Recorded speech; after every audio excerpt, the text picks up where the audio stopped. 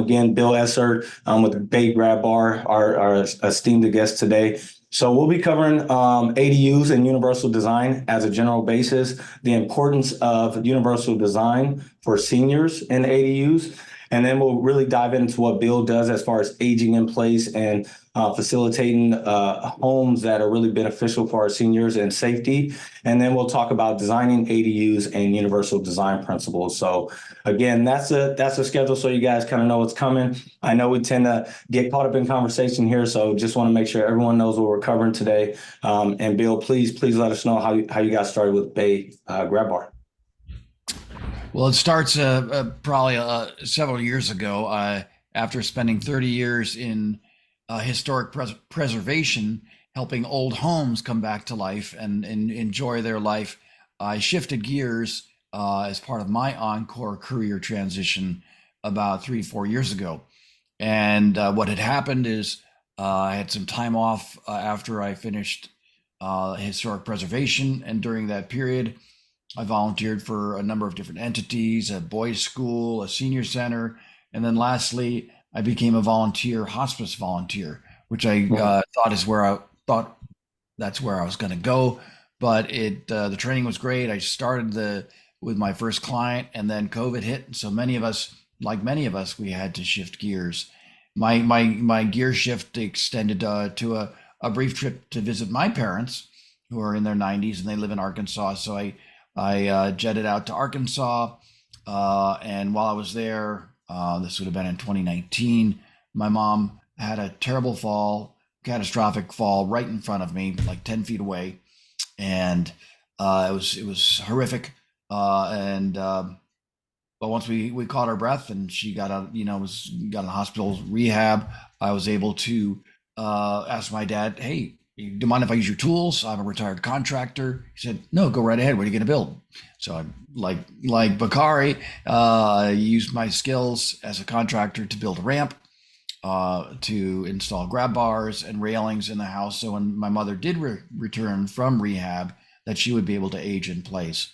And that was really the beginning of Bay Grab Bar. I came back to California, got certified, re-upped my license, and started the company so I can help other people, just like my parents, to age in place. That's a bit of the background that I do, and I specialize in single-family dwellings, whether that's small buildings or modular homes, ADUs, as well as just traditional stick-built housing. And most of my clients are private pay, but I also work for some agencies, some county entities where no or low income clients can also receive my services in certain counties. It's awesome. I mean, how much our stories resonate, right? I mean, when it starts right at home, that typically has a pretty big impact on our future. So that's exactly why we got into the space. So let's jump into it. So I know you talked about your parents' home and with them aging in place, and you put up a ramp, you put in some grab bars. Was that a single family or a single level home? Was it a double level home? What was that type of home? It was a single level home, very, very well situated for aging in place. There was an access through the back of the house at grade level through the garage. So with just one step, a small threshold step, which was able to achieve access with just a very simple, what's called a suitcase ramp, which unfolds like a suitcase, and it enabled a 6-inch step to work just fine.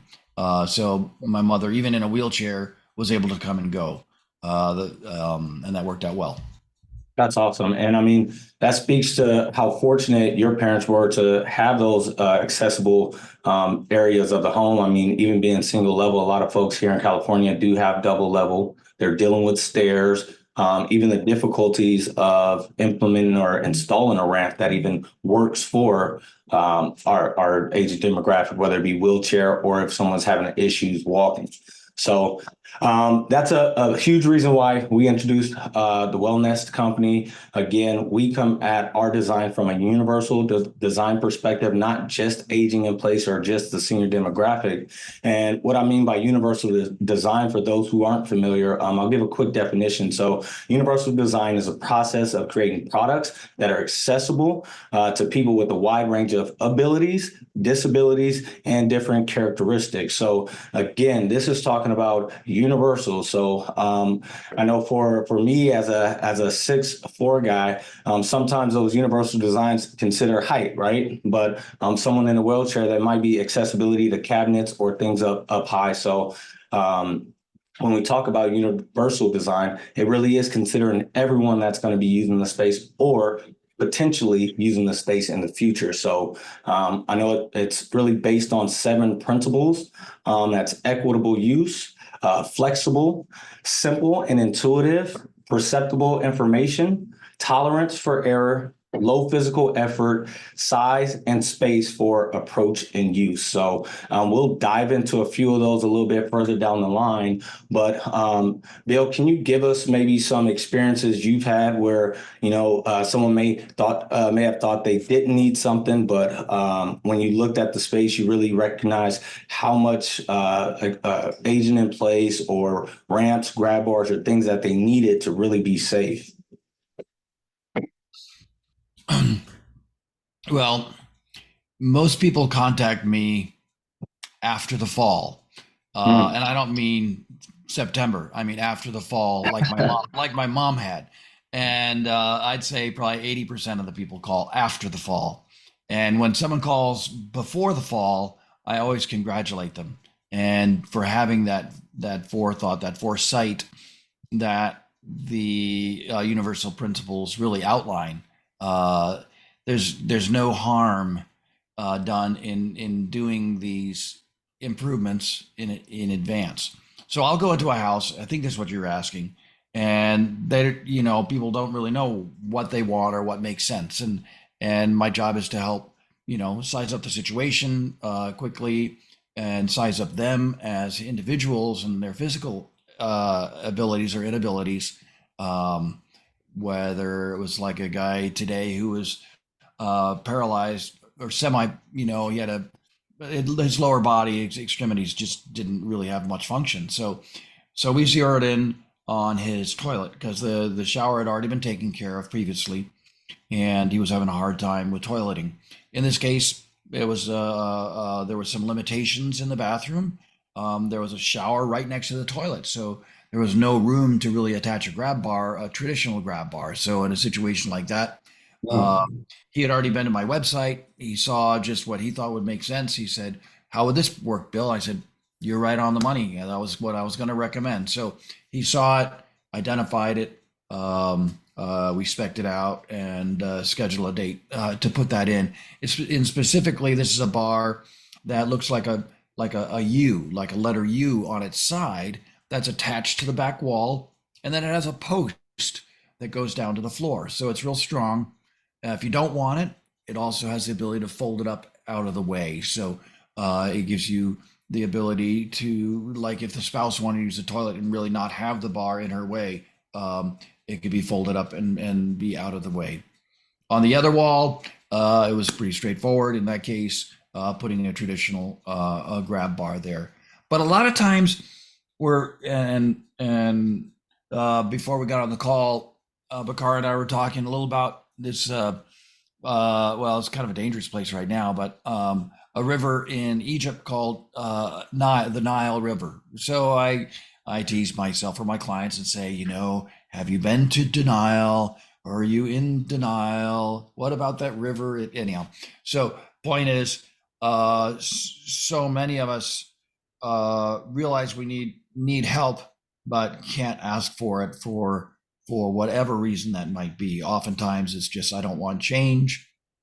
I don't want to afford it. Don't want anything different. My spouse isn't going to like it. Oh, my guests aren't going to happen. Or, oh, when I sell the house, it's going to be the way. So all these excuses come up. But in reality, putting in these improvements is a real benefit to you, yourself, your your visitors if you have that come through. And oftentimes seniors have other friends that are seniors that maybe they don't realize they have a problem, but by making that simple improvement in the toilet, John was able to prevent a potential accident of someone else coming into his house. So I'm kind of rambling here, but you can bring me back on here, Bakari.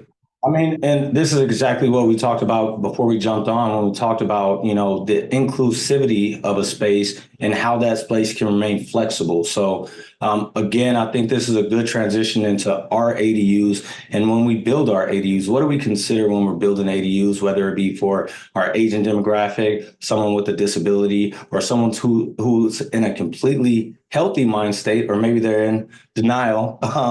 But how can we build it for them today, but also with the consideration on what they're going to need in the future? And that's a really great thing about a new construction is that when we think about ways that we can kind of sneakily build in some of these preventative measures or these future flexible measures, just blocking behind a wall can make a huge difference. I mean, especially when we're talking about some of these older homes. The design or the ability to put in a ramp that fits and that works for our customers. So that's what I really love about the ADU space right now is that there's so many designs and really applying universal design principles and architecture to a smaller home. Talking about the use of that space is really, really important to us. So I'll jump into some of the things that we consider when we think about universal design with our ADUs, and then Bill, maybe you can jump in and talk about some things that you would add to that. Experiences that you've had. So obviously some of the accessibility features are going to include ramps, grab bars, wider doorways, lever style handles, zero step entrances. We also have a roll-in shower with trench drains and a seat for an in-shower seat. And those are some of our considerations for accessibility. One thing we really push, and you touched on this a little bit, Bill, is our soft fall flooring. So our soft fall flooring is a subflooring specifically designed for seniors aging in place as well as commercial applications to help reduce the impact of a fall by 90%. And now that's been huge for us as far as talking about what's the number one cause for seniors 65 and over going into a hospital, and it is fall. So again, that's a measure that we take to not only help prevent the fall, but also protect them when that inevitable fall comes. So those are some of the things we consider. Bill, what are some other things that folks should consider when they're looking at building an ADU or converting their home to age in place? I just went through this when I was building an apartment in my own home for my father. Thinking ahead, he's still in the South right now. He's in Tennessee. My mom and dad are still there, but at some point in time, one of them will pass, and the other one will join me here in California. Excuse me. And so when we put in the bathroom in this space, of course, as you already alluded to, roll-in showers, and roll-in showers have some complexities from a construction standpoint, but there are low low threshold showers. And in this case, it's only like 3/4 of an inch. Yeah. And it was a very basic, fiberglass shower. But in that case, my plumber brought it to my mind and said, "Hey, that's a great idea. It's a good compromise for otherwise we would have been trenching through concrete and blah blah blah in this application." So certainly just to re-up that. One of the areas that didn't come up in your list, which I find for my own self at 63 and my dad at 93, is lighting. Natural light is king. But artificial light is second to king. Whatever we can do, because like in the case of my father with macular degeneration, his ability to see contrast is somewhat, or colors or detail is somewhat compromised. So by having better lighting, task lighting, as well as overall lighting, and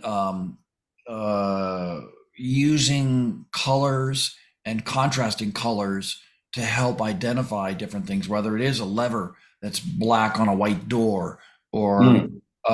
the steps that have nosing on them that's maybe a decorative tile or whatever it is in a contrasting way, so you can see the edge of the step. Um, Yeah.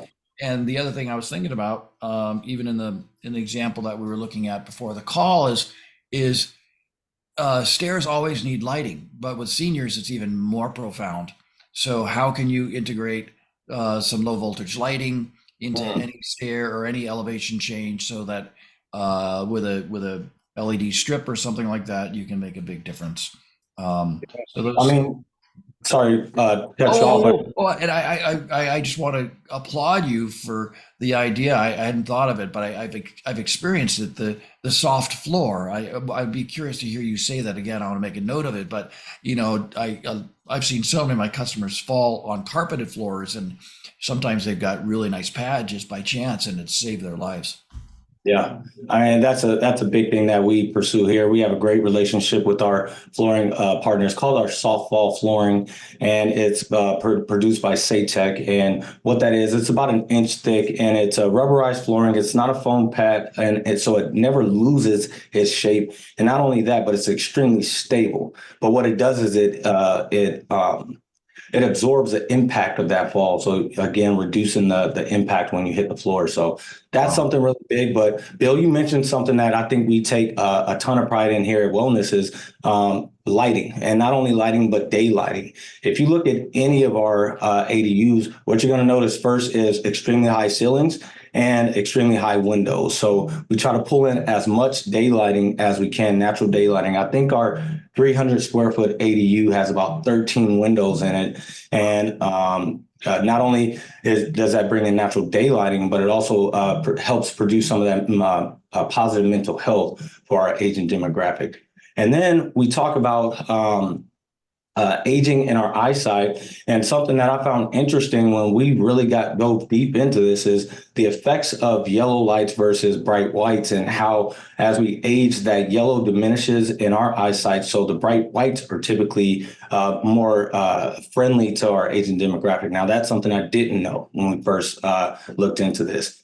And then we also do a waist high light that's motion sensor. So again, when I'm getting up late at night, need to run to the restroom, I don't have to flip on these extremely bright lights and have that harsh contrast. So, I mean, we could probably talk about 30 minutes on just different lighting and resources. And I love the idea of adding those stair lights, those low voltage LEDs right on the stair. So again, creating a bit of contrast at nighttime. So, um, awesome. So those are some great ideas. Again, we do this webinar for folks who are looking to do it yourself, looking to hire one of the companies or one of our guests on our webinar. But also, if you're going to use a general contractor or anyone else, these are some questions you should be asking when going into this. So next, we'll talk about the importance of universal design for seniors, specifically in ADUs. And we touched on it a little bit. We talked about our soft fall flooring.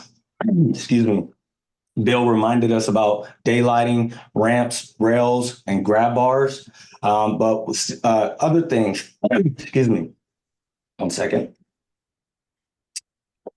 Other things that we talk about with seniors is safety. That's a really big consideration as we're building these homes.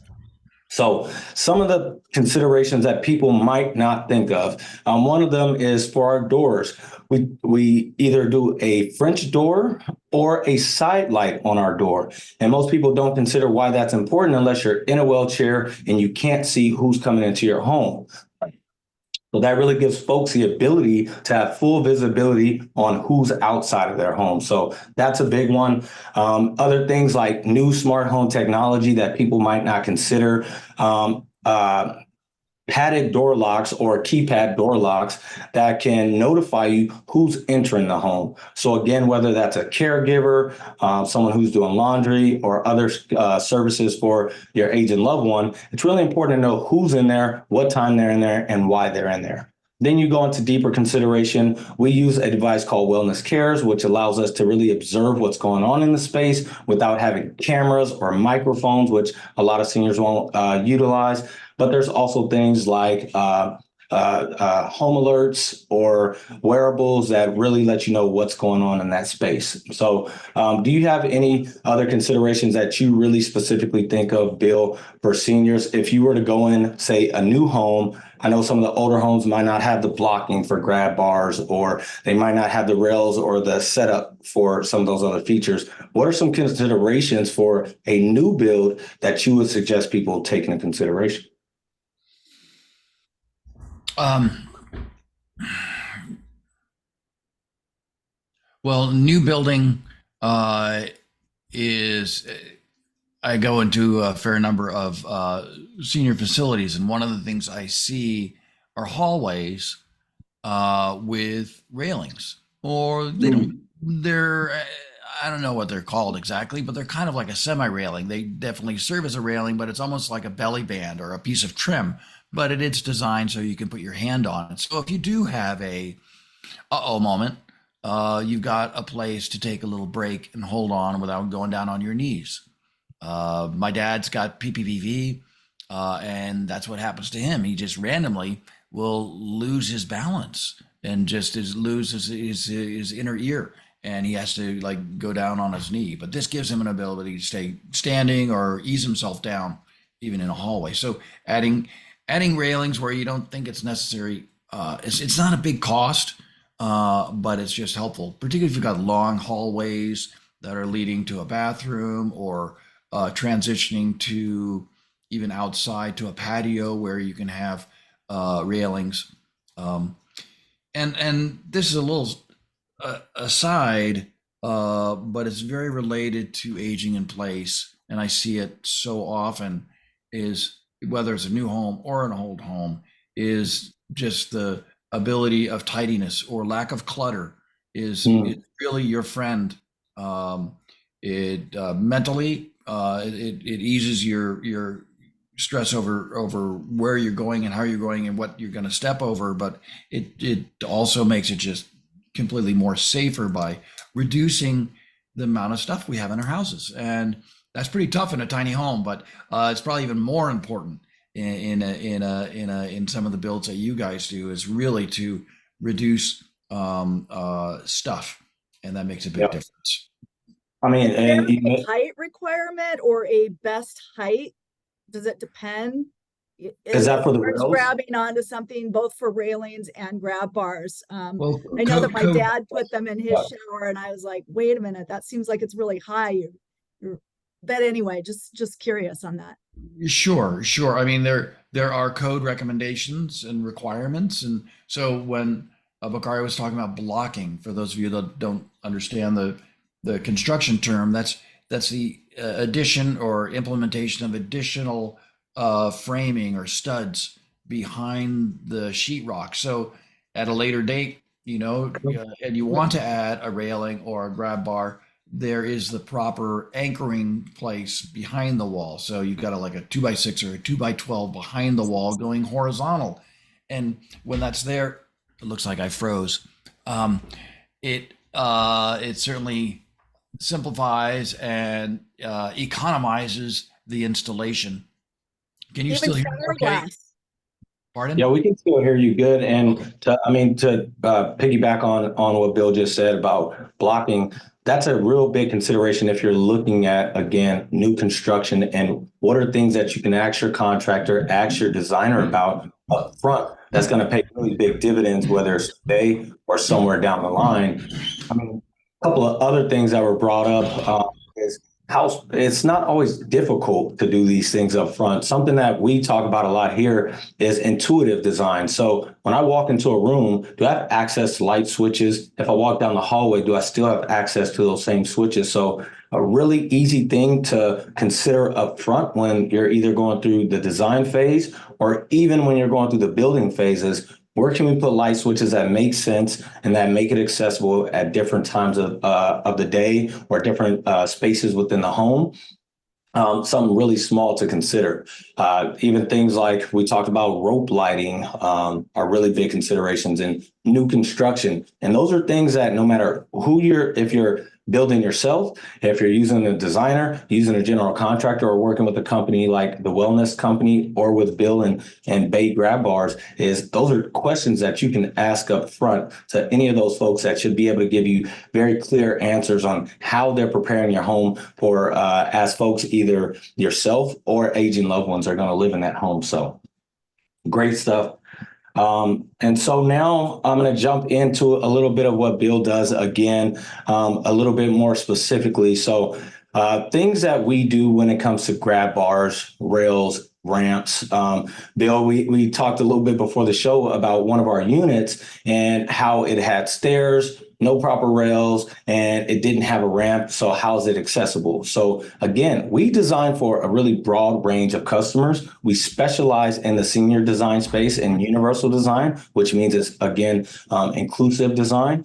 But we build for our customers. So we're going to suggest certain things to you as a customer. And then we're also going to let you maintain your dignity and independence, especially for our senior customers. So if you want a certain design element because you're comfortable with it, that's what we're going to build for you. But the thing that we do here at WellNest is maintain a flexible design so that someone like Bill can come in the future, and we make sure that all the things are in place to make sure he can come in and facilitate your home to be as safe as possible and a great place to age in place. So again, Bill, I see your camera still off a little bit, but we can still hear you here. So if you can maybe give us some more examples of the work you do, some consideration. So if someone is working to build a home, what are some ways that when you come in, that home's ready for you to work and ready for you to implement the things that you know they need?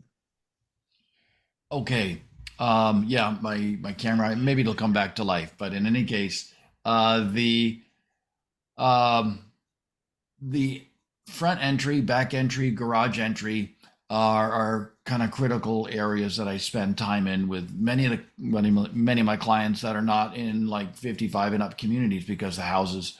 Uh, so if you can, if you're working with an architect or a designer, make sure the grading for the house is such that it's going to make it easier to get in and out of the house. And same thing with the garage. Um, if it's a single level, that's certainly beneficial. If you do have staircases, make sure you allow them to be a little wider. Spec that in so they're going to be wider staircases so they can accommodate railings, but quite often a transition that happens and is the addition of a stair lift. Or another area that's along those lines is to, if you do have a multi-story home, is to stack your closets. And the reason we stack closets is not to store our clothes necessarily, but at someday you may want to put in an elevator. So if you have a closet on top of a closet, it's like a no-brainer. It'll save tens of thousands of dollars, if not more, in retrofitting an elevator after the fact. And there are some really cool elevators out today for one or two floors that just sit right in like a 4x4 enclosure, which is like, not so different than what you would imagine a closet to look like. So those are a couple clues that I think about blocking. We've talked about several times. And then, as far as the location of the house that you're looking for or building, are you going to build it out in the country where you have to drive everywhere, or are you going to build it in a community where it's going to be more age friendly? I know my folks did that and moved into a community that was part of a college, a university setting. So, and many schools and universities are doing that now to encourage aging as lifelong learning, but at the same time, they're helping their budgets by selling off some unused property to builders, developers that are encouraging 55 up living situations in a lifelong learning area, which I'm a big fan of. And it was really a nice boon for my parents to be able to step out their door, go to the wellness center, which was a block away, go to the library and engage with other youth, etc. Yeah, I mean, those are great consideration. I wish we had more of that here. And I think that's something that wellness is really making a push for. I mean, we've now talked about even developing our units as communities. So again, having those facilities, having some of those different activities for seniors is huge to build community. And like I said at the beginning of the webinar, independence and dignity are really two big things that we pursue when we look at building for seniors. So when we talk about community and maintaining that independence, those are huge aspects. So again, when we're now designing, or if you're designing for designing an ADU, how can you implement some of these universal design principles in your design? So we're going to quickly go over them again. So equitable use, Bill mentioned it earlier. Yes, I may not need a ramp. I may not need the rails. I may not need the extra lighting, but who's going to be visiting? Are you going to have family over? Would you potentially rent this out? Or would an aging loved one in the future live in this unit? So again, those are all things to seriously consider in the design phase. What's the flexibility? That's another big one, is you may not need these things today, but how is that unit going to evolve with you in the future? Are you going to set up Bill to have success when he comes in and is able to adjust to age in place? Big thing. Simple and intuitive. We talked about this, especially with the lighting.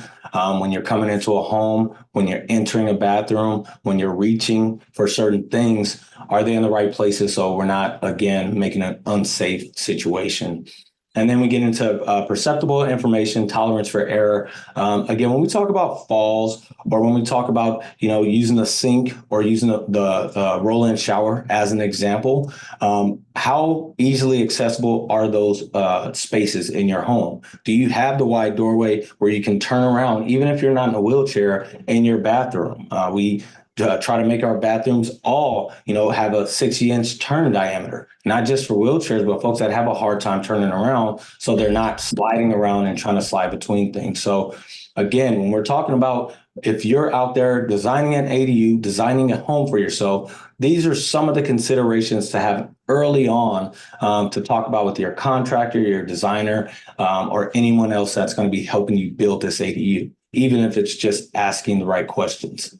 But of course, here at WellNest, that's our fundamental. We build with universal design first in mind. And that may mean flexibility for your space. That may mean accessibility for your space. But again, all these things are considerations early on in our design process. So Bill, I think we're wrapping up here. If you have anything else kind of about your company, Bay Grab Bars, or about universal design or aging in place, please let everyone know.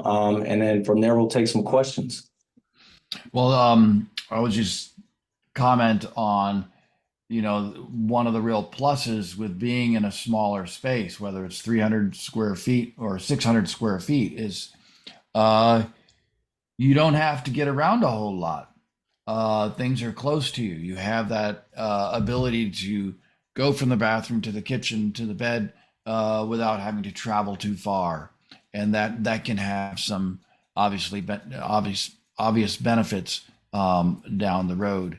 Yeah. Kind of reminds me of a spaceship. Now that's really tiny, right? Maybe that's 30 square feet, but everything's right there. And so I applaud Bakari and his group for encouraging the smaller spaces and implementing the aging in place strategies and universal design elements into the spaces. It's really the way to go, and I think we're going to be seeing that throughout the entire building community eventually. I'll just close with a we'll take questions, but grab bars, which is the name of the company, Bay Grab Bar. Grab bars are today's seatbelt. Grab bars are today's seatbelt. What does that mean? Well, I mean, you kind of get it. I mean, when I was a kid, seatbelts were like, oh, don't put it on, just ignore it. I don't need it. I'm in denial, And now here we are, fast forward 60 years or 50 years, and we just take it for granted that you get in the car, you put on your seatbelts, and that's the way all these elements will be in the building situation over time. That's right. I mean, we're starting to see changes in some of the city requirements to that require blocking, like we talked about in certain areas of home, or different considerations for aging in place. So that's really great to see. I saw a question earlier about covering ADUs as rental properties. Real quick, just to connect the dots, we are doing a webinar. I believe it's December 6th on ADUs as rental properties and income generation. But even considering universal design or aging in place features as a rental is a huge consideration. I mean, again, the silver tsunami is coming, which means there are going to be a ton of folks who would love to stay in their communities, but don't necessarily have the cash or have the ability to go into a care facility in their community. So these are also great opportunities to rent towards to our aging demographic. So there's absolutely value, extreme value in adding these features in, whether it be a rental property or your home when you're talking resale value. So, but we will be doing a webinar December 6th on ADUs for rentals and income generation. Yeah, I think it's important to note also, there's a perception that using an expert is an expense or is going to cost you a lot of money. And being somebody that's experienced in this area, I don't know how many times I've dealt with people that had you consulted an expert. Yes, up front, it might have cost you a little bit more, but you probably saved a ton of time. And ultimately, a lot of times you save money. Blocking, you guys have covered this a lot, but blocking is something that comes up over and over and over. And if you don't have the foresight that a contractor or somebody that's in that space has, you're ripping out walls later. You're dealing with a lot more expense down the line when you could have had it set up to accommodate some of these things in advance. And that's a huge cost and headache savings.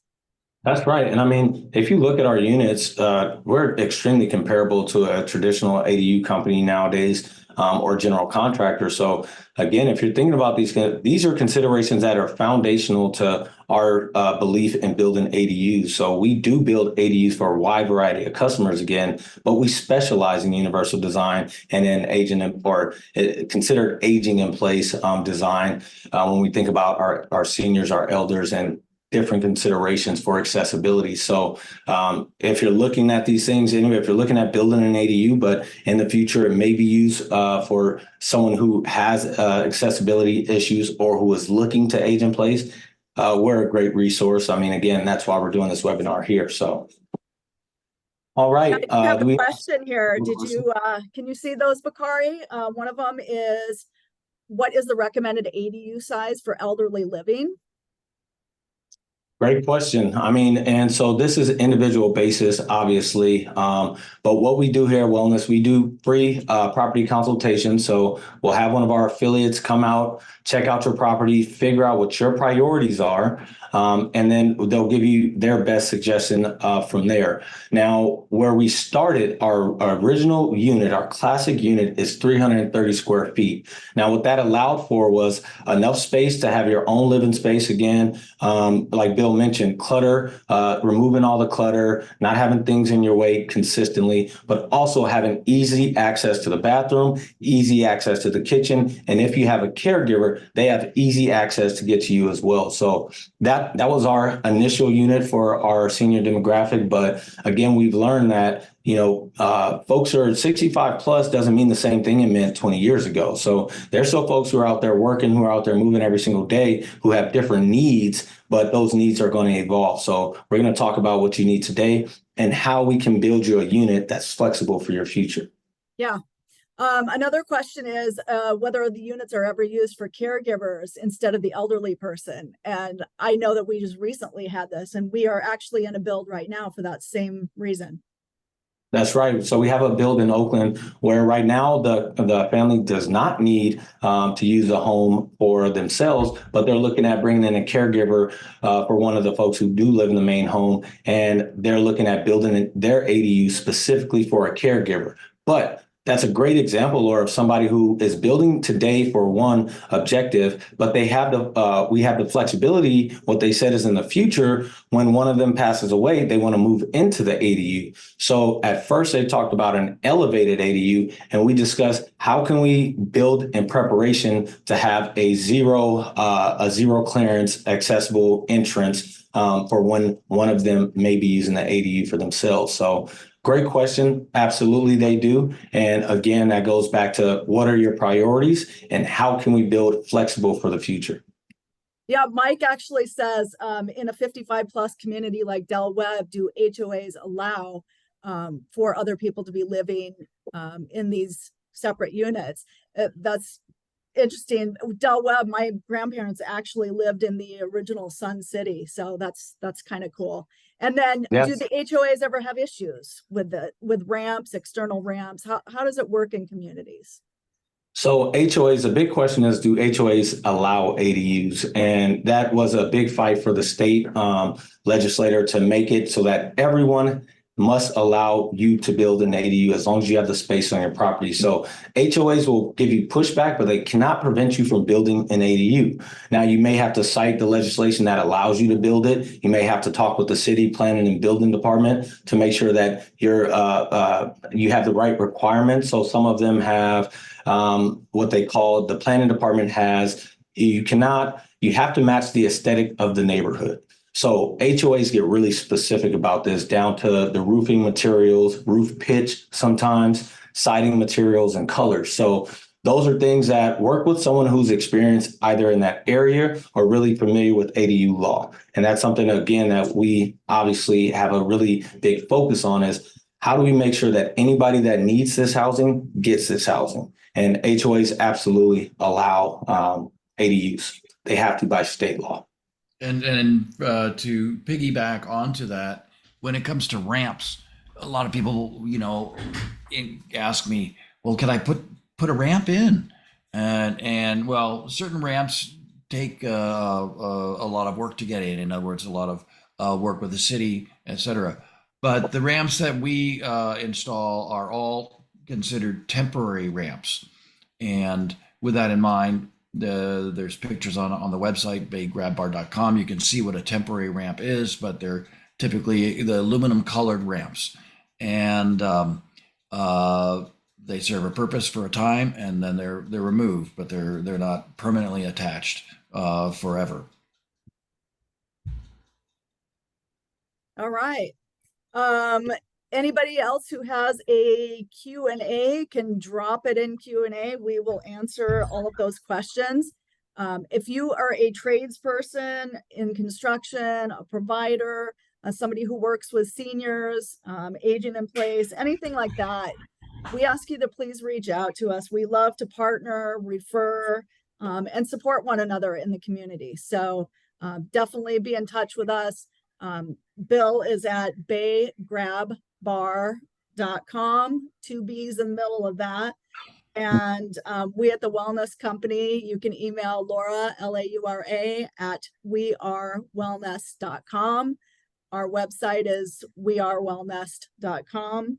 And our phone number is 925-248-8736.